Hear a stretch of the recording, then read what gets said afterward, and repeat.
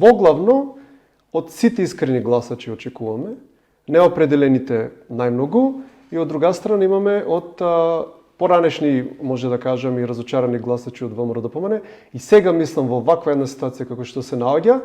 имаше скоро и една анкета,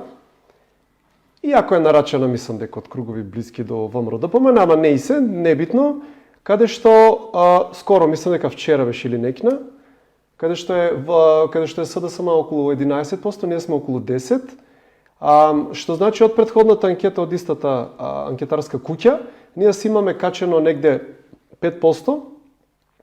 знам 1%, или 4 со 1, додека СДСМ ми паднато 5%. ВМРО-ДПМН си има накачено 1%, што значи тие 5% кај нас нема од каде друго да дојдат, освен од разочарани гласачи на СДСМ. Меѓу другото и самата пасокизација која што сега СДСМ ја живее, нашиот лидер ја прорекна уште многу одамна, значи луѓе не му веруваа, мислеа нели дека ВМРО-ДПМН и СДСМ дека се вечни партии, дека тој бипартизам вечно ќе трае, ние ги гледаме најтешките денови на СДСМ во моментот.